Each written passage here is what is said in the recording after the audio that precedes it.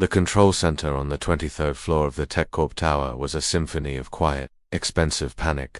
It was a room built to project an image of absolute futuristic controller cavern of brushed steel, smoked glass, and cool blue light. One entire wall was a seamless panoramic screen, a digital god's eye view of the company's global logistics network. But tonight, the god was bleeding. Every screen, every monitor, every tablet in the room was flashing a single, stark, and catastrophic word in a furious, pulsing red: system failure. For 3 agonizing hours, the system had been down, not just slow, not just buggy, but completely and utterly dead. The revolutionary AI-driven logistics algorithm that was the heart of TechCorp's entire operation. The engine that moved millions of dollars in goods for dozens of international clients every single hour had crashed, and it had taken the entire company, and a significant portion of their clients' businesses, down with it. The air in the room was thick with the smell of burnt coffee, ozone, and the faint, animal scent of fear. 20 of the company's best and brightest engineers, men with degrees from MIT and Stanford and 6-figure salaries, were gathered around the central console, their faces pale and drawn in the demonic red glow of the warning screens. They spoke in low, desperate murmurs, their usual cocksure arrogance replaced by a rising tide of helpless terror. They were the high priests of this technological temple, and their god had just died on the altar. If you're as smart as you think you are, then fix it. Now. The voice of Michael Harrison, TechCorp's chief technology officer, was a whipcrack, sharp and vicious, cutting through the tense, hushed atmosphere. He was pacing back and forth like a caged tiger, his handsome, patrician face a mask of pure, uncontrolled rage. Into this maelstrom of corporate meltdown, Kesha Williams walked like a ghost. She was there to deliver the lunch Michael had angrily ordered through a food delivery app an hour ago, a sad collection of cold sandwiches and lukewarm sodas that was meant to fuel the all-night effort to resurrect their fallen god. Her thermal backpack, a bright, cheerful green that was a flagrant violation of the room's cool blue and furious red aesthetic, was still slung over her shoulder. She was 24 years old, and her life was a world away from this temple of technology. Her world was one of cracked sidewalks, late rent notices, and the constant, grinding anxiety of a life lived on the financial precipice. She was, by all outward appearances, just another cog in the city's vast, invisible service machine.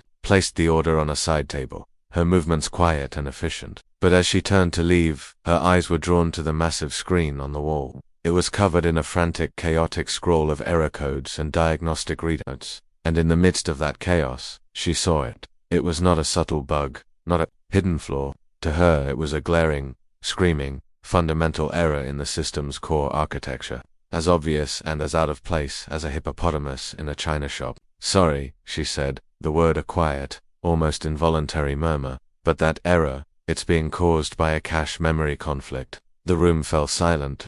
20 engineers, men who controlled a multi-billion-dollar global network, stopped what they were doing and turned to stare at her. They looked at the young black woman in the food delivery uniform, at the thermal backpack on her shoulder, at the quiet, unassuming confidence in her eyes. And they looked at her as if she had just sprouted a second head and started speaking in ancient Sumerian. You tried to reboot the primary server without clearing the pending transaction buffer, she continued, her voice still quiet but now infused with a strange, unnerving authority.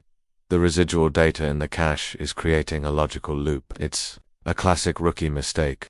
The silence that followed was profound, absolute, and deeply, deeply humiliating. It was the silence of 20 of the most highly trained, highly paid engineers in the world being confronted with the undeniable, irrefutable fact that a food delivery girl had just identified, in the space of 10 seconds, a problem that they had been unable to solve for 3 excruciating hours. Michael Harrison was the first to recover. He let out a laugh. It was not a sound of humor. It was a sharp, ugly barking sound, a pure expression of his own wounded, incredulous ego. Very funny, he sneered, his voice dripping with a thick, poisonous condescension. The cavalry has arrived. I bet you didn't even finish high school. How about you take your $5 tip, go back to your deliveries, and leave the real work to the people who actually understand it. A few of the other engineers chuckled along with him, a wave of nervous, relieved laughter. The natural order of the world had been momentarily disrupted, but their leader, their alpha, was now firmly re-establishing the hierarchy. David Park, the senior engineer, a man with a PhD from Stanford and a deep-seated belief in his own intellectual superiority, crossed his arms. Girl, he said, the word a casual, dismissive insult. This isn't like fixing a broken microwave. This is a complex, distributed infrastructure system that moves millions of dollars a minute. Kesha stood motionless, her brown eyes maintaining a calm that was a stark, jarring contrast to the frantic, chaotic energy of the room.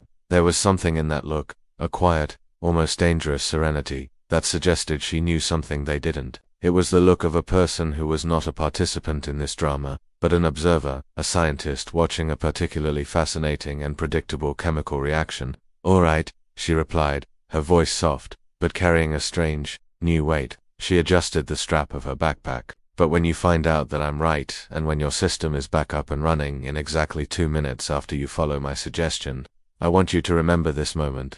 I want you to remember the moment you chose to trust your prejudice, instead of your own eyes. Michael Harrison let out another loud, exaggerated, braying laugh. 2 minutes. Honey, that system has been down for 3 hours. We have a team of 20 experts, the best in the world, trying to fix it. And you really think that a food delivery girl is going to teach us something? Kesha smiled slightly. It was not a smile of amusement. It was not a smile of anger. It was a smile that did not reach her eyes, but that carried a weight, a history, a power that made some of the men in that room feel an inexplicable, deeply uncomfortable chill. It was the smile of someone who was guarding a secret too powerful, too dangerous, to be revealed before the time was absolutely, perfectly right. 3 days passed. 3 days during which Michael Harrison could not get that moment out of his head.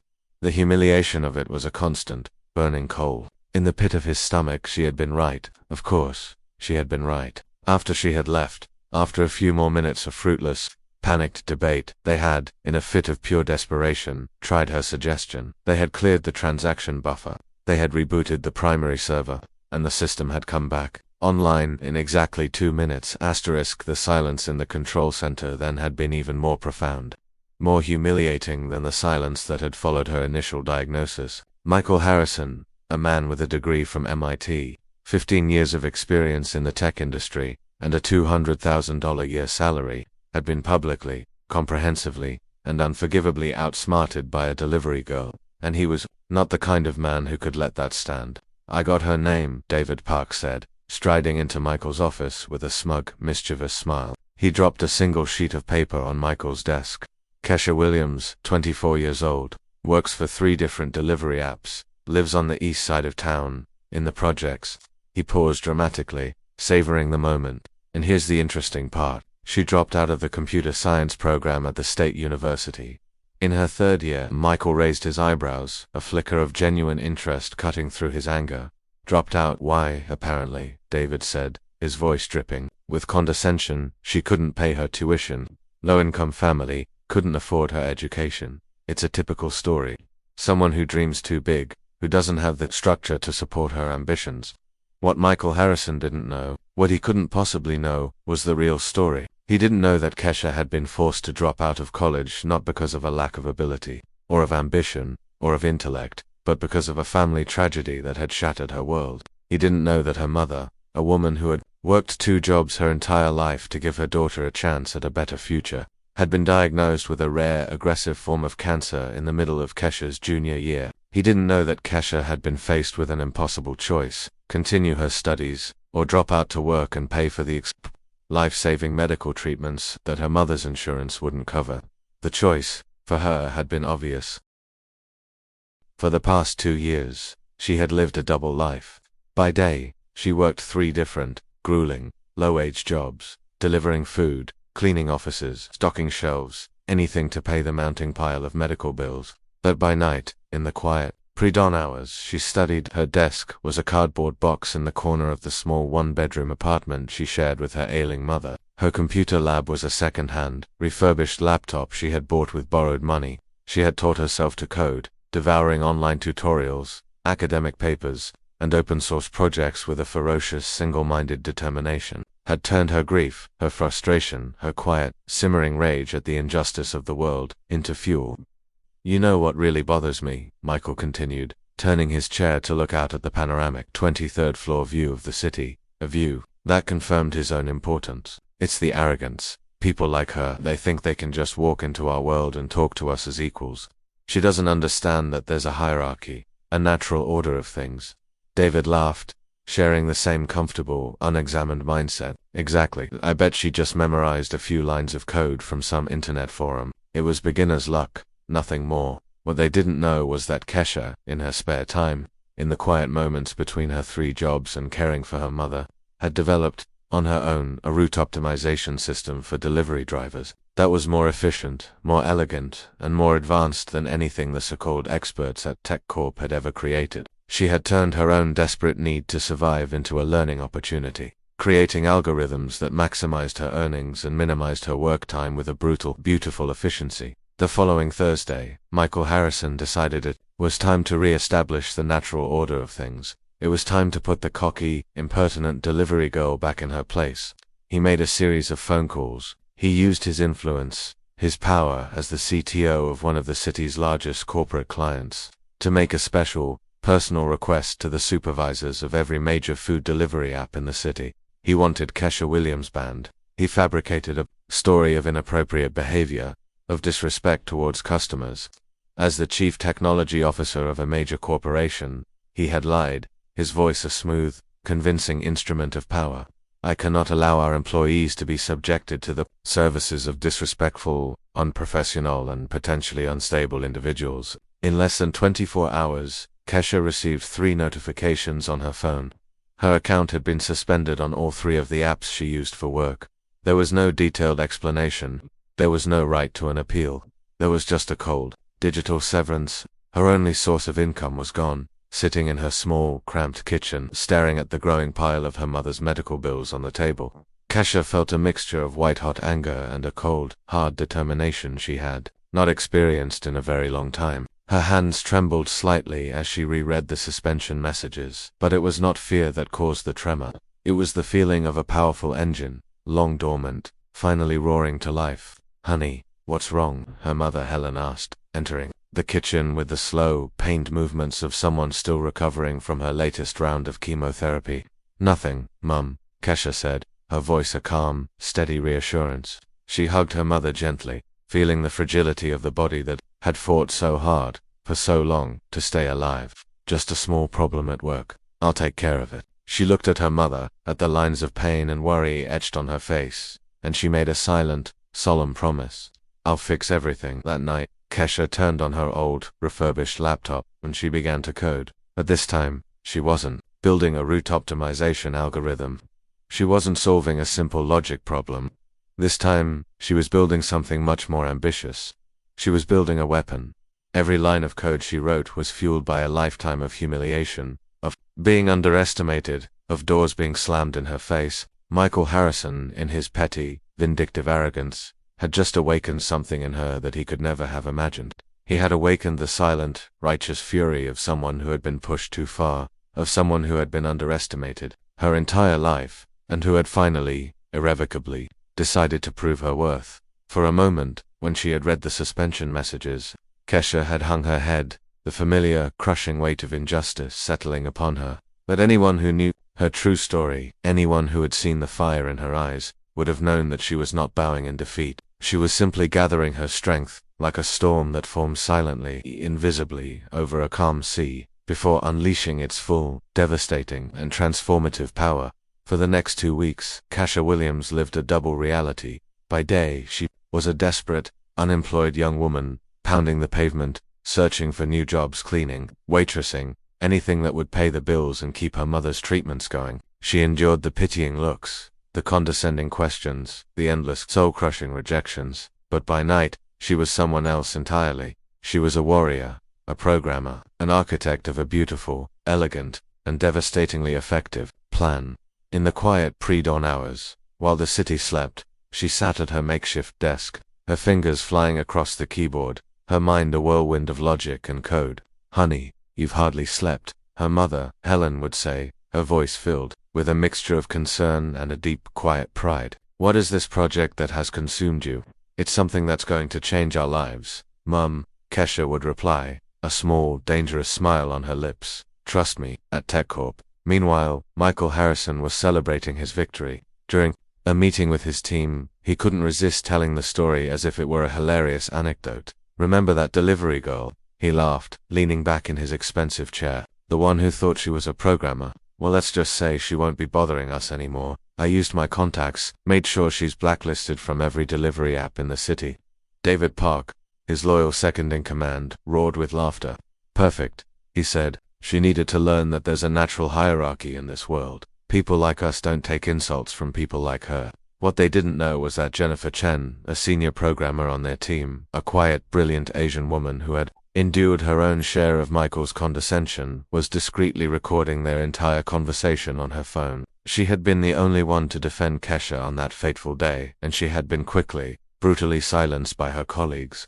Now, hearing Michael openly, gleefully admit to ruining an innocent person's life out of pure wounded ego, she felt a cold, hard resolve settle in her own heart. She had to act that same night. Jennifer did something that could have cost her her job, her career. She tracked Kesha down through a university alumni network and sent her a private, encrypted message. Hi Kesha, I'm Jennifer Chen. I work at Tech Corp. I was there the day you solved our system problem. I need to tell you some things about what Michael Harrison did to you. Can we talk? When Kesha received the message, she was initially suspicious. It could be a trap, but something in the sincerity of Jennifer's words, in the shared experience of being an underestimated woman in a world of arrogant men, made her agree to meet. They met at a discreet, out-of-the-way coffee shop in the city center. He really did that? Kesha asked, her voice a low, incredulous whisper. After listening to the recording of the meeting where Michael had bragged about sabotaging her career. Worse, Jennifer replied, her eyes flashing with a quiet, righteous indignation. He's bragging about it. Michael Harrison is a classic narcissist. He can't stand to be corrected by anyone, but to be corrected by a young, black woman. It was a wound to his ego that he could not tolerate. He did this out of pure petty spite. Jennifer slid a piece of paper across the table. It was a list of names and contact information.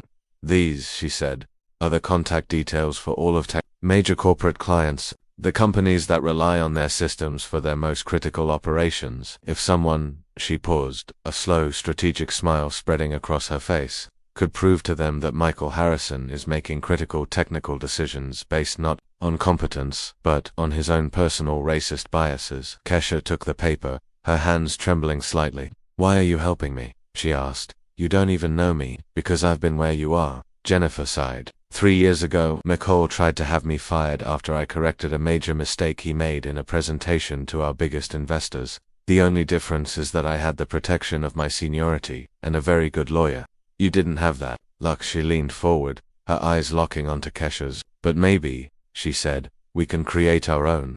That night, Kesha worked with a new, ferocious energy. She was no longer just building a system, she was building a trap. Her project had evolved into something far more ambitious, far more dangerous. It was a security vulnerability analysis platform, a digital ghost that could scan any corporate system and identify its critical flaws in real time. But the real genius of her plan lay in what she had discovered during her own sleepless nights of research. Tech Corp itself, the company that sold security and stability to the world, was a house of cards. Its own systems were riddled with critical vulnerabilities, flaws that Michael and his vaunted team of 20 expert engineers had either failed to detect or had been too arrogant to fix. Flaws that she, with her hungry, brilliant mind, had mapped out completely. Over the next week, Kesha, with Jennifer's inside help, began to implement the first phase of her plan. She created a series of fake social media profiles, building a convincing online persona for a freelance cybersecurity expert named Kesha Williams. She began to connect with the CTOs and chief technology officers at Tech Corp's top client companies. Her strategy was elegant in its simplicity. She offered free, no-strings-attached security audits, nothing illegal, nothing unethical, just a talented, hungry young woman offering her services to identify the very vulnerabilities that could put their companies at risk. What these companies didn't know was that many of the vulnerabilities Kesha Williams would find in their systems came directly from the flawed, insecure, and poorly designed products and services that had been sold to them by Tech Corp. How's the project going? Helen asked one evening, watching her daughter who, for the first time in months, seemed relaxed, almost happy. Better than I ever expected, Mum. Kesha smiled. Much, much better. It was no longer the smile of a desperate young woman trying to survive. It was the smile of a general who was about to win a war. At that same moment, Across town, Michael Harrison received the first of many phone calls that would change his life forever. The CTO of Megacorp, one of TechCorp's largest and most important clients, was on the line, his voice a cold, furious thunder. "Michael, we need to talk. Urgently. We've just received an independent security report that shows critical, catastrophic flaws in all of the systems you implemented for us. Flaws that you personally assured us did not exist." Michael felt a chill run down his spine. "There must be some mistake, Mr. Rodriguez. Our systems have passed every internal security check." "The report," Mr. Rodriguez continued, his voice dripping with ice, "is from a security expert named Kesha Williams. Do you know her?" The phone almost slipped out of Michael's slick, sweating hand. Kesha Williams. Kesha Williams. The delivery girl, the ghost. She was back, and apparently she wasn't delivering food anymore. "Michael, are you still there?" "Yes," he stammered. "Yes, I'll look into it right away." When Michael hung up the phone, his hands were shaking. It wasn't fear that caused the tremor, not yet. It was the dawning, sickening realization that maybe, just maybe, he had seriously, catastrophically, underestimated the quiet, invisible woman he had so carelessly, so cruelly, tried to destroy. But what he didn't know yet, what he couldn't possibly comprehend, was that this phone call was only the first shot in a carefully orchestrated, brilliantly executed campaign. Kesha wasn't just attacking a single TechCorp client. She was preparing a systematic, public, and utterly devastating expose that would reveal years of technical negligence, of decisions based on prejudice, of a profound, systemic incompetence that was masquerading as authority. While Michael Harrison struggled to understand how a simple delivery girl had gained access to such detailed, damning information, Kesha was already 3 steps ahead, implementing the second phase of a plan that would turn his public humiliation into a lesson that Michael Harrison and the entire tech world would never, ever forget. The game was afoot, and the woman he had tried to break was about to break him. Chapter 2. The cascade failure. The phone call from Megacorp was not an isolated incident. It was the first tremor before the earthquake. Over the next 48 hours, Michael Harrison's world began to systematically unravel. The calls came one after another, a relentless cascading series of disasters. Dataflow Industries, Omni Global Solutions, Apex Logistics. One by one, TechCorp's biggest clients were calling their voices, a chorus of cold, furious disbelief. Each of them had been contacted by the mysterious cybersecurity consultant, Kesha Williams. Each of them had received a free, devastatingly thorough security audit, and each of them had discovered that the expensive state-of-the-art systems they had bought from TechCorp were as secure as a screen door on a submarine. By Monday morning, Michael Harrison arrived at the office to find his secretary, a woman who usually greeted him with a mixture of fear and fawning admiration, looking at him with pale-faced terror. "Mr. Harrison," she stammered, "we've had 12 contract cancellations in the last 24 hours. They're all citing the same reason: critical security flaws identified by an independent audit." Michael felt the floor drop out from under him. 12 contracts. It was nearly 60% of TechCorp's annual revenue. "What audit? Who authorized this?" he demanded, his voice a ragged whisper. "No one authorized it, sir," she replied, handing him a stack of urgent messages. "A consultant offered free security reviews to our clients, and, well, they accepted." His phone rang. It was Richard Goldman, the CEO of Dataflow Industries, a man with whom Michael played golf every other weekend. Michael Goldman's voice was not the friendly tone of a golfing buddy, but the cold, hard voice of a man who had just been betrayed. "I am canceling our contract, effective immediately. This Kesha Williams found vulnerabilities in your system that you personally assured me, on the 18th green no less, did not exist. Even worse, she provided us with system logs that prove you've known about some of these flaws for months and have done nothing." "Richard, there must be a misunderstanding." "The only misunderstanding," Michael Goldman cut him off, "was my trusting you. You have exposed my company to catastrophic financial and reputational risk, and you lied about it." "We're done." Michael hung up the phone, his hand shaking. Kesha Williams had access to TechCorp's internal logs. How was that possible? The answer came in the form of a company-wide email.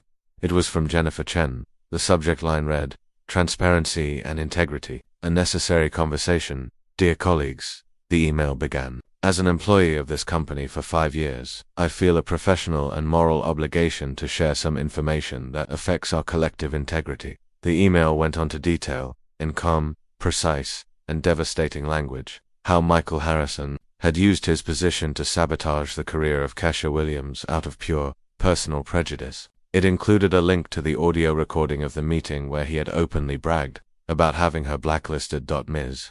Kesha Williams, Jennifer wrote, identified a critical multi-million-dollar problem in our systems in a matter of seconds. Our company's response, led by our CTO, was to publicly humiliate her and then privately destroy her livelihood. Meanwhile, the very same vulnerabilities she could have helped us fix have been left unaddressed, costing our clients and our company millions of dollars in security breaches over the past few months.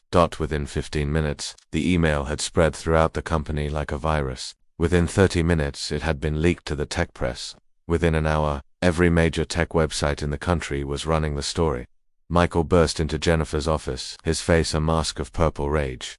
"You're fired," he screamed. "How dare you defame me like this?" "Actually," a calm voice said from the doorway, "she's protected by federal whistleblower laws. And you, Mr. Harrison, are in very, very serious trouble." It was Kesha. She was standing in the doorway, flanked by two sharp-looking lawyers in expensive suits. She was not wearing a delivery uniform. She was wearing a tailored, dark blue power suit that made her look like she owned the building. She was carrying a laptop and a folder full of documents. "Surprise," she said, a serene, almost pitying smile on her face. "I'm here to conduct that security audit you insisted I wasn't capable of performing." Michael choked, a strangled, gurgling sound. You can't be here. Security, call security." "I didn't break in, Michael," Kesha replied calmly. "I was officially hired by TechCorp's board of directors this morning to conduct a full, independent audit of your department, following certain revelations about systematic negligence and potential malfeasance." She nodded towards the two lawyers. "This is Jessica Chen and Michael Richardson. They represent me. And as of this morning, a growing number of your former clients, the journalists, who had been alerted by an anonymous tip from Jennifer, now swarmed into the office, their cameras flashing, their microphones extended. "Mr. Harrison," one of them shouted, "is it true that you used your corporate influence to sabotage the career of a qualified black engineer simply because she corrected you in public?" Michael looked around desperately. Jennifer was smiling discreetly. David Park had vanished into his office. The other employees were watching the scene unfold through the glass partitions, their faces a mixture of shock, horror, and a kind of grim, vengeful satisfaction. That's a misunderstanding," Michael stammered. Kesha opened her laptop. "I can show you exactly what I found on TechCorp systems," she announced to the assembled press. 23 critical vulnerabilities that should have been patched months ago. Flaws that have cost this company's clients at least $400 million in potential losses. The screen showed a series of detailed reports, error codes, system logs, refutable, undeniable evidence of profound technical negligence. "The interesting part," Kesha continued, her voice calm and authoritative, "is that these flaws were not complex. They were easily identifiable. Any competent, first-year programmer would have spotted them during a basic, routine review." Michael felt the blood drain from his face. "Our systems, they passed all the internal checks." "Your checks," Kesha said, her voice now, as cold and as sharp as a diamond, "were superficial and incompetent. You prioritized speed of implementation and the appearance of progress over actual security. That is exactly the kind of decision someone would make if they were more concerned with protecting their own ego than with doing their job properly." Jessica Chen, Kesha's lawyer, stepped forward. "Mr. Harrison," she said, "my client is considering lawsuits for defamation, intentional interference with contractual relations, and racial discrimination. The evidence we have is, I believe the legal term is, a slam dunk, and the customers who have been affected by your department's technical negligence," she added, a predatory smile on her face, "are currently organizing a class action lawsuit against TechCorp. Their estimated losses already exceed $800 million. Michael slumped into his chair. In less than a week, he had lost most of his clients, the trust of his team, his reputation, and now, he was facing a mountain of lawsuits that would not only destroy his career but would likely bankrupt him personally. He asked, his voice a broken whisper. He looked at Kesha, at the woman he had dismissed as a simple delivery girl, and for the first time, he saw her. He saw the brilliance, the strength, the quiet, unshakable power. "You could have just moved on." Kesha closed her laptop and looked him straight in the eye. "Because someone needed to show you," she said, "that competence has no color, no social class, and no origin. And because people like you, Michael, people who are drunk on their own power and privilege, only learn when the consequences are too big, too public, and too painful to ignore. As she left the room, followed by her legal team and the swarm of journalists, Michael Harrison remained alone in his office, a king in a fallen kingdom, finally, truly understanding that he had not just underestimated a delivery girl, he had underestimated the righteous, devastating power of a woman who had turned a lifetime of injustice into fuel for a revenge as elegant, as precise, and as beautiful as a perfectly written line of code. 6 months later, Kesha Williams sat in her own corner office, on the 21st floor of a gleaming corporate building, watching the city lights twinkle to life as the sun set. The sign on the door read, Secure Code Solutions, K. Williams, CEO, her company, which she had started with the settlement money from her lawsuit against TechCorp and a significant investment from a consortium of their former clients, had grown from a one-woman operation into one of the most respected and sought-after cybersecurity consulting firms in the country. We have 17 new contracts this month, Jennifer Chen, now the company's chief operating officer, said, entering the room with a stack of proposals. 3 of them are former TechCorp clients who came to us specifically after seeing our work. Kesha smiled. It was not a smile of satisfaction at her revenge. It was the smile of someone who had turned her pain into purpose, her humiliation into a motivation to build something bigger, more ethical, and more successful than anyone could have imagined. And how's our beloved former company doing? Kesha asked, even though she already knew the answer. Michael was fired last week. TechCorp has lost 80% of its corporate clients in the last 6 months. They're considering filing for bankruptcy. Jennifer paused. He's suing former clients for breach of contract, but no one is taking him seriously. I hear he's working as a freelance consultant, but no one trusts him, Kesha finished. Interesting how reputation works, isn't it? It takes years to build and seconds to destroy. In fact, Michael Harrison had discovered the hard way that competence was not a matter of a degree or skin color. After being fired from TechCorp, he had desperately tried to rebuild his career. But Jennifer's recording of him admitting to sabotaging Kesha out of prejudice had gone viral in the insular, interconnected world of the tech community. The companies that had once fought over his services now avoided any association with his name. His former colleagues, who had once laughed at his prejudice jokes, now pretended not to know him at professional events. David Park had even sent a public message distancing himself from Michael's discriminatory attitudes. You know what the most ironic part is, said Helen, Kesha's mother, entering the office with a tray of coffee. Her health had improved dramatically. Since they were able to afford the best medical care available, that man tried to destroy you because he thought you weren't worthy of being on his level. Now you're 3 levels above him. Kesha hugged her mother affectionately. It wasn't about levels, Mom. It was about proving that talent has no color, social class, or origin, and that sometimes when the system fails to protect us, we have to build our own justice. The phone rang. It was an invitation to be the keynote speaker at the National Technology Conference, the same event where Michael had been one of the keynote speakers for 5 years in a row. This year he wasn't even on the guest list. I'm going to accept, Kesha told Jennifer. I want to talk about how real diversity in technology isn't just a matter of social inclusion, but of technical excellence. How many problems could be solved more quickly if companies stopped underestimating people based on appearances? Meanwhile, across town, Michael opened yet another rejection letter for a job opening. His bank account was nearly empty. His luxury apartment had been sold to pay off legal debts, and he now lived in a small studio in the suburbs. For the first time in his life, Michael Harrison was experiencing what it meant to be judged, not by his talent, but by his actions. And the consequences were far more devastating than anything he had done to Kesha. You turned an attempt at humiliation into a show of strength, said Jennifer, watching Kesha review new client contracts. That wasn't just revenge, it was justice. The best revenge, Kesha replied, is not destroying those who hurt you. It's building something so extraordinary that they realize exactly how small they were when they tried to diminish you. A year after that fateful day at TechCorp, Kesha had proven Michael right about one thing. There really was a natural hierarchy. But it wasn't based on skin color, social background, or where someone went to school.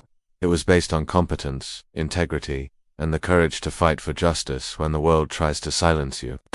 Solutions now employed 45 people, including many of the talented professionals who had been underestimated by traditional companies. Kesha had created not just a business, but a movement that proved that diversity and technical excellence went hand in hand. Michael Harrison tried to destroy a food delivery company because he couldn't accept that she was smarter than him. He ended up losing everything and unwittingly creating one of the most innovative technology companies in the country. Kesha learned that true victory isn't about making your enemies suffer. It's about achieving such extraordinary success that they realize they were always too small to ever truly understand your greatness.